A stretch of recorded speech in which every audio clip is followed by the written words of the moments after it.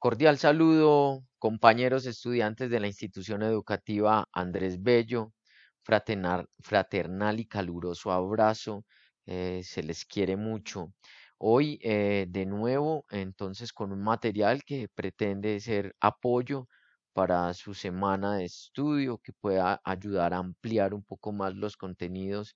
de lo que pretendemos desarrollar a través de nuestro currículo en el área de filosofía.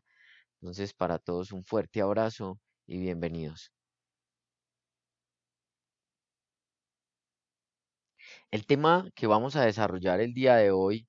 para la semana número 2 de este ciclo de 3 semanas que termina con el tema, pues básicamente dentro de la filosofía de la herencia de este positivismo para América, está dedicado al positivismo lógico. ¿Qué es el positivismo lógico y por qué lo vamos a estudiar en la segunda semana después del estructuralismo? El positivismo lógico va, como lo venimos leyendo, a aparecer dentro de nuestra historia como una especie de ramificación que aparece dentro de ese impulso que generó dentro del pensamiento el estructuralismo. Es decir, no en vano, cuando yo les planteaba a ustedes el tema del estructuralismo y cómo Nietzsche, Heidegger habían influido, por ejemplo, en esa construcción de ese asesinato de ese hombre que viene como hijo de una estructura a favor de un hombre que aparece en el marco de una sociedad, ¿cierto? Que cree que hace un modelo del cuerpo, es decir, podríamos decir que en Bello puede existir una construcción social del cuerpo y que es una construcción social que no obedece a unos intereses personales o individuales, sino a una elaboración colectiva que se ha hecho a través de los medios y a través de las influencias, las músicas, y que ha favorecido ese imaginario colectivo a través de las formas en que se usa una ropa o se mantiene un peinado o se usa cierto lenguaje, etcétera. Entonces el estructuralismo va a dar la posibilidad de que en el marco del pensamiento, pues algunos revisionistas que van a ser los del Círculo de Viena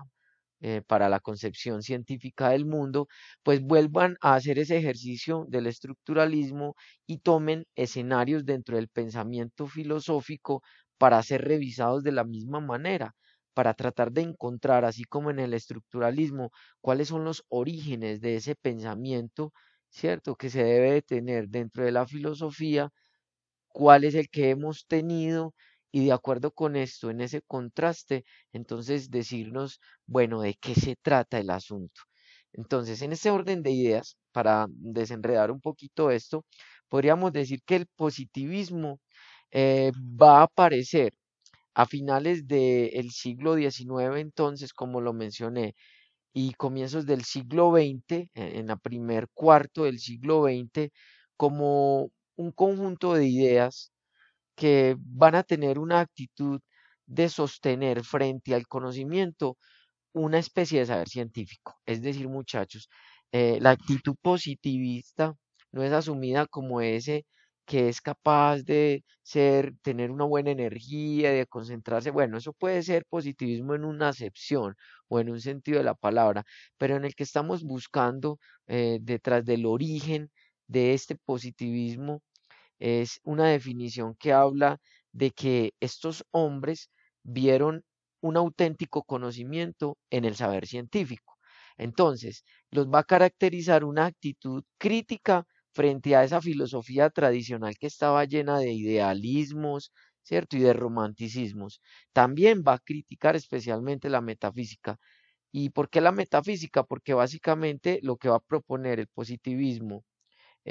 como una teoría de saber científico es que todo lo que nosotros podamos conocer, lo podamos conocer a través de una realidad que se manifiesta a través de los fenómenos. Es decir, que nos va a obligar a rechazar cualquier concepción de una esencia oculta o de un más allá o de un fenómeno suprasensible de los fenómenos y se va a ceñir explícitamente a lo que se percibe, ¿cierto? También pues podríamos hablar que en cierta manera el positivismo va a influenciar en el tema de del nominalismo, de los nombres, por ejemplo, la palabra origen y qué es lo que se debe entender por la palabra origen. Entonces, en este orden de ideas, diría un nominalismo positivista que va a estudiar la palabra origen desde sus raíces científicas y que esta palabra solo va a significar o va a tener un solo uso, un solo sentido y un solo significado, de acuerdo con unas reglas, ¿cierto?, que se van a establecer en torno a quién usa esta palabra y a lo que va a significar, ¿cierto?, esa palabra dentro del contexto del que la usa. Entonces, en ese orden de ideas, esta gente, desde sus orígenes, el positivismo, se va a dar en el Círculo de Viena para la concepción científica del mundo. Y este Círculo de Viena va a ser el primero que va a llevar ese positivismo que fue inaugurado por allá por Comte, con la idea de una realidad social que podría ser estudiada de manera científica, es decir, que el hombre no solo se debería de conocer por sus emociones o por la forma en que se expresa, sino que todas esas condiciones del hombre dentro de una sociedad vienen ancladas a un origen que según Comte tiene una explicación de manera científica. Es decir, que la personalidad de ciertos compañeros cuando están en el colegio y se comportan, por ejemplo, cuando muchos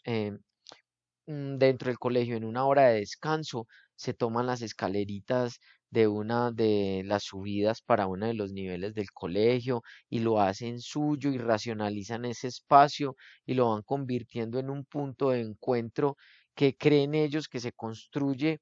a favor de lo que ellos emocionalmente viven ahí, pero Conte diría que esa construcción que ellos están haciendo ahí es el resultado de una regla que se da de manera científica dentro de un comportamiento social en un individuo en un espacio determinado, ¿cierto? Entonces, en ese orden de ideas podríamos decir que nace la sociología como un estudio de todos estos comportamientos que se van a dar en cualquier orden, en el del habitar, en el de lo emocional, en el de lo social, en el de lo económico, cuando influye en el hombre, y todo esto tiene unos orígenes, diría Conte, y el positivismo como dentro de la ética de lo que podemos comprobar y evolucionista, ¿cierto? Entonces nada obedece como a que hay una influencia divina o hay una presencia de un ser alado o que alguien salió endemoniado o vino pues por naturaleza acompañado con una historia creada desde la ficción,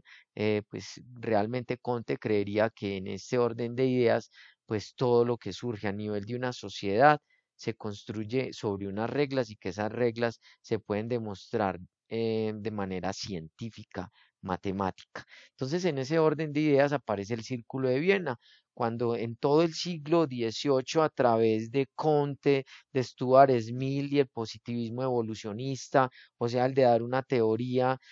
matemática y científica de todo el tema evolutivo del hombre y del conocimiento y del lenguaje, de Herbert Spencer con los principales representantes del espíritu que tenía en sí como la tarea de matematizar todo en cuanto pudiera el ser humano, del empiriocriticismo de Marx y Avenarius, ¿cierto? Que hace una necesidad de la filosofía el acudir a la ciencia. Entonces se va a convertir en algo muy especial para la filosofía, las ciencias, las matemáticas y por excelencia la física, ¿cierto? Entonces, en este orden de ideas, el Círculo de Viena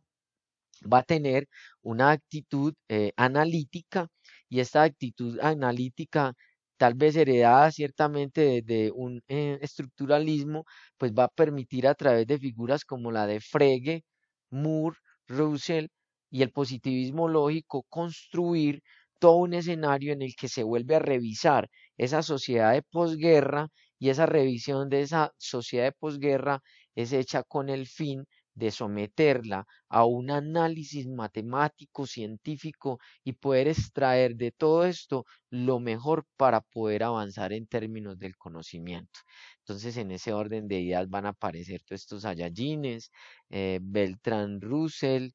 el padre, pues diría yo, el positivismo lógico, y Beltrán Russell va a ser el primero en crear esas disertaciones matemático-filosóficas que van a apuntar hacia una ruta en la que el conocimiento no va a tener un pierde, porque van a hablar de las bases de un conocimiento en el que todos vamos a entender, como en las matemáticas, lo mismo. Un heredero de Bertrand Russell fue su discípulo Wittgenstein, Ludwig von Wittgenstein, y Wittgenstein va a ser, creo yo, uno de los más grandes de todo este grupo que les voy a presentar aquí a continuación y que tiene que ver con el imaginario de la creación del positivismo lógico. Wittgenstein va a ser un filósofo maravilloso. Wittgenstein va a traer para la filosofía algo fresco, y es que va a decir que los problemas de la filosofía no son porque nosotros no podamos pensar, sino porque no nos podemos comunicar. Y en ese orden de ideas, él cree que básicamente el retraso que ha tenido la filosofía con respecto a las ciencias es porque la filosofía se ha valido de unos lenguajes que ciertamente cuando intentan comunicarse de una generación a otra o de una persona a otra, sufren problemas en su comprensión, en su interpretación. Entonces, estos problemas del lenguaje, creen Wittgenstein, son los que han mantenido atrasados a la filosofía. Wittgenstein tiene un texto maravilloso que publica en 1923, el Tractatus Lógico Filosófico. Muchachos, esta obra va a ser presentada en su momento como el final de los problemas de la filosofía. Se acabaron los problemas de la filosofía. Y Wittgenstein planteaba que estos problemas se iban a acabar porque básicamente iba a crear un lenguaje que fuera entendido como han sido entendidas las matemáticas en el mundo. Ustedes se imaginan un lenguaje en donde nosotros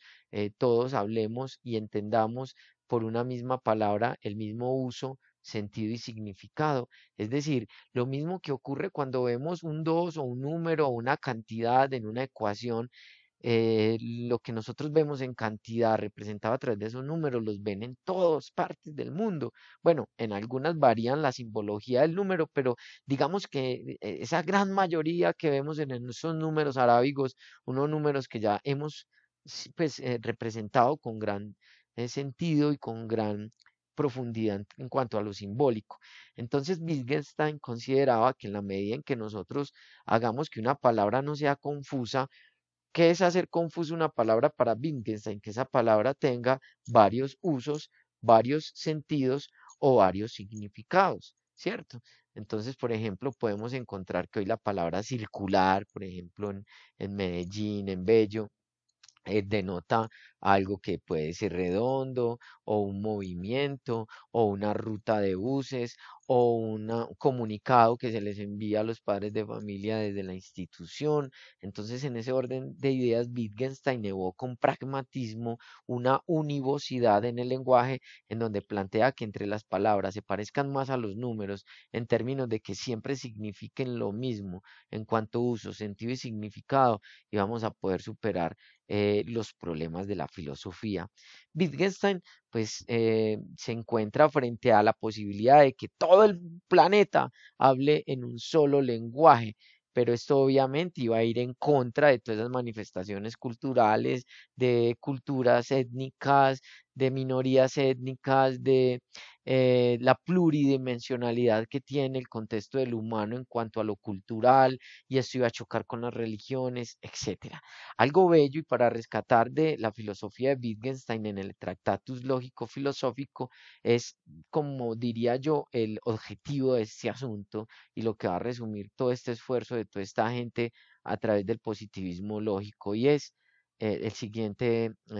aforismo: de lo que no sé, mejor es no hablar; de lo que no puedo comprobar, mejor es no decir nada. En este orden de ideas, entonces, fíjense la dimensión del asunto y hasta dónde pretende llevar la profundidad de su conocimiento, este asunto del desarrollo de un lenguaje pues matematizable, de un lenguaje unívoco, de un lenguaje que en últimas se pueda demostrar como una fórmula matemática bajo un principio de certidumbre, ¿cierto? Entonces, en este orden de ideas y sobre la presencia de Russell como maestro y Wittgenstein como ese discípulo hermoso, maestro de escuela,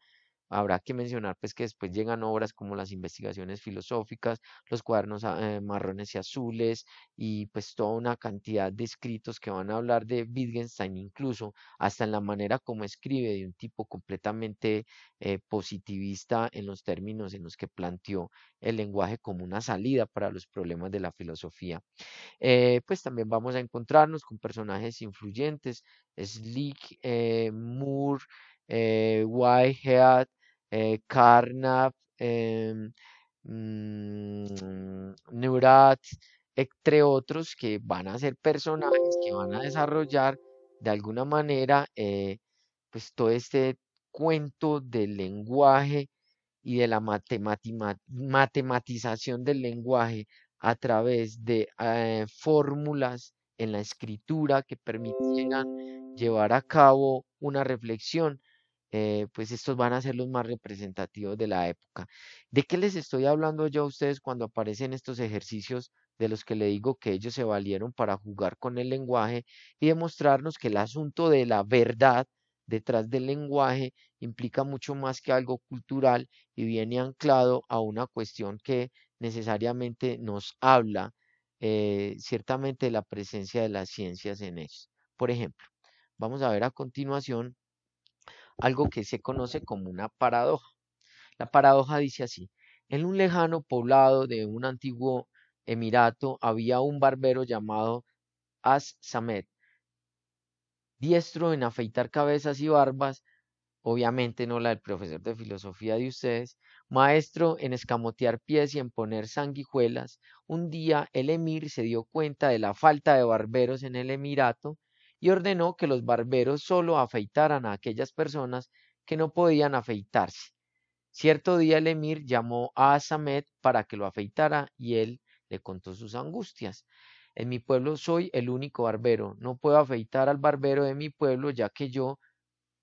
soy yo, ya que si lo hago, entonces puedo afeitarme por mí mismo. Por lo tanto, no debería afeitarme porque está prohibido. Pero si por el contrario no me afeito, entonces algún barbero debería afeitarme. Pero yo soy el único barbero que hay aquí.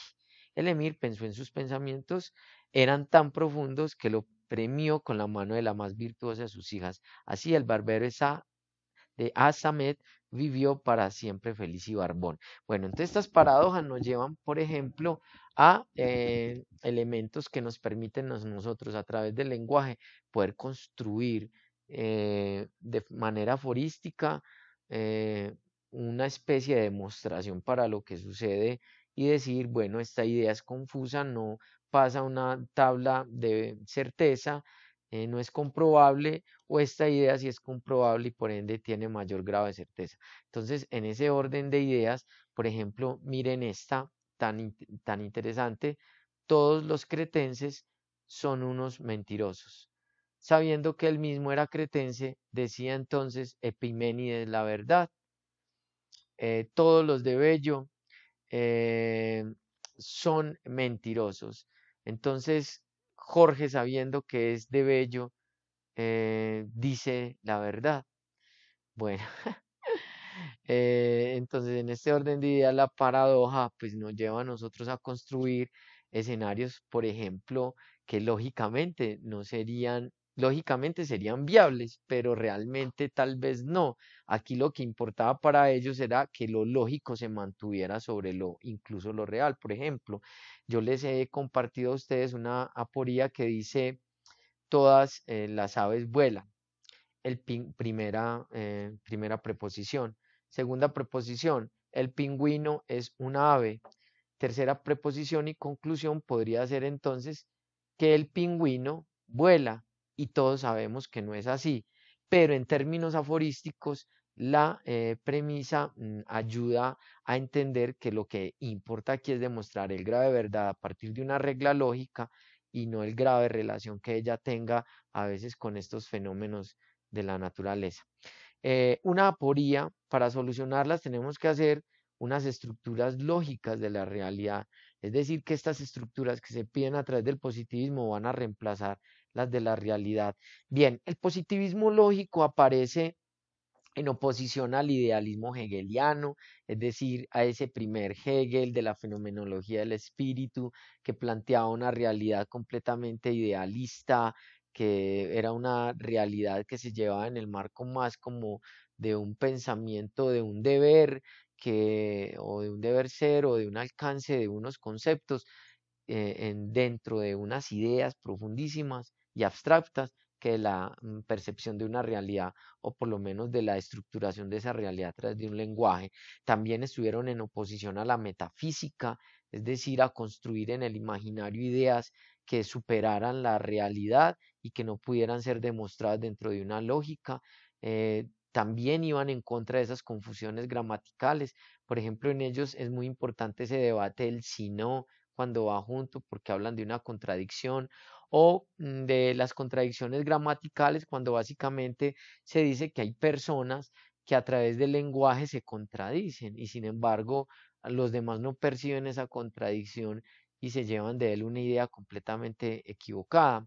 Y también se oponían a todo lo que escapara a la explicación de la matemática y de la lógica, como lo he dicho anteriormente. ¿Por qué aparece en la guía William Ospina y el proyecto nacional de dónde está la franja amarilla?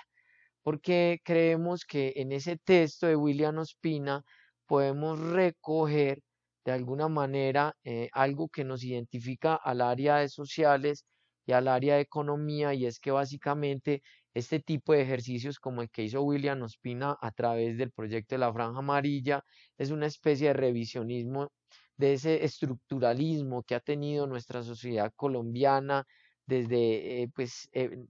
digamos que él viene más o menos como indagándose por las posibles causas de la crisis social de nuestro país por allá desde el siglo XVIII, ¿cierto? Pero en especial la problemática de la violencia política y la violencia social en las últimas décadas, ¿cierto? Y en ese orden de ideas, William Ospina nos sirve como un referente primero de un revisionista, digámoslo, a través de esa forma de escritura que lo ha convertido en un tipo tan famoso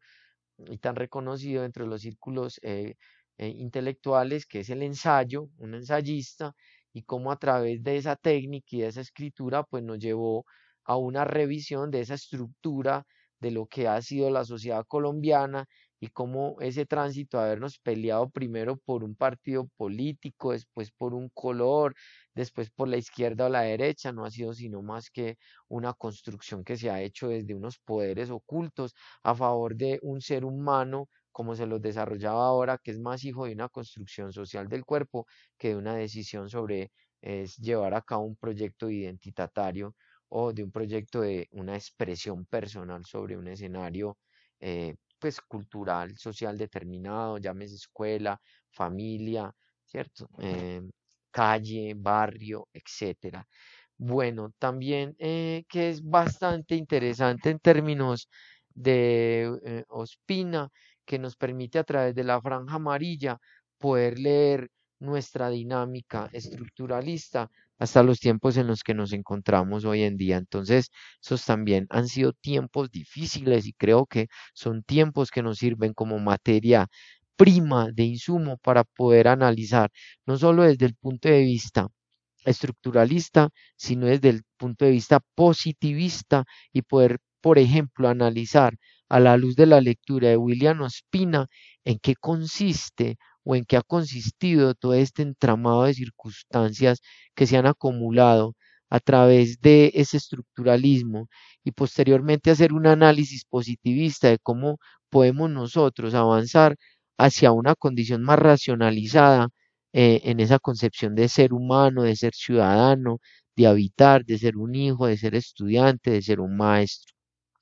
Creo también muy importante, y pues por eso dentro de la guía la tarea básicamente es que ustedes pues a la luz de este positivismo y de este estructuralismo pues lean la franja amarilla, ese fragmento que se les seleccionó, y básicamente pues den un informe de cuáles son esos elementos que a ustedes les han llamado poderosamente la atención, y que los invita a reflexionar sobre el status quo del panorama que hoy vivimos, por ejemplo, en Bello, con toda esta violencia desenfrenada, con toda esta influencia de los medios, con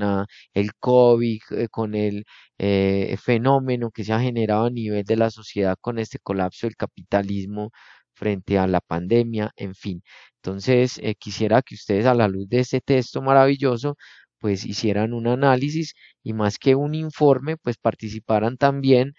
apoyando o yendo en contra de esas ideas que se presentan en ese fragmento que se les socializó en la guía de la segunda semana. Finalmente, quisiera terminar haciendo una mención a personajes que obviamente desde el punto de vista revisionista, de ese estructuralismo, desde el punto de vista de ese positivismo en términos de lo político, también revisionista de esos elementos, del lenguaje sobre todo, en las formas como nos han dominado y nos han colonizado a través del lenguaje, de la moda, de unas falsas necesidades, mencionar a Eduardo Galeano y el texto maravilloso de Las venas abiertas de América Latina, donde pues básicamente lo que Galeano nos presenta es una revisión también a la manera como lo hace el ensayista Espina con Colombia, pero de América Latina, de todo lo que ha sido este proceso de lucha y de resistencia y de la defensa de todos estos temas reivindicativos de los oprimidos. Y finalmente, de mencionar uno de los grandes que todavía pues tiene poderosa influencia dentro del pensamiento y que es norteamericano, eh, Noam Chomsky. Noam Chomsky, lingüista que nos ha propuesto una lectura dentro de esa teoría lingüística de un lenguaje humano, un lenguaje humano que se explica desde una estructura mental innata que permite comprender y producir cualquier enunciado en cualquier idioma natural que conocemos. Es decir, este man en términos de lo positivo va a plantear que con el lenguaje no solo podemos alcanzar unos niveles de comprensión insospechados y que ya denunciaba el positivismo lógico de Wittgenstein, sino que esas posibilidades son dadas de manera innata en nuestra naturaleza. Y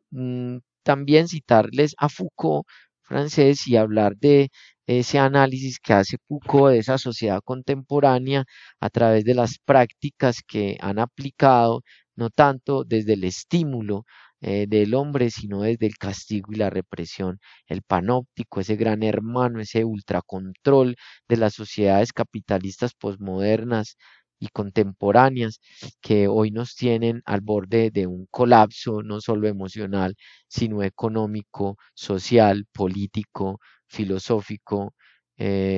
moral, ético, etcétera. Y todo esto lo digo porque ya hoy en día, pues la convulsión que se ha dado en términos sociales nos ha dado que pensar de que hay múltiples formas sobre las cuales se ejerce dominio. A veces es a través del poder, de las armas, a través del lenguaje, a veces a través de la cultura, a veces a través de la política, a veces a través de la religión, y pues de todo esto se ha tratado la historia reciente de nuestro país, de una serie de acontecimientos que nos han dejado a la luz de la presencia de filosofías como la estructuralista, la positivista,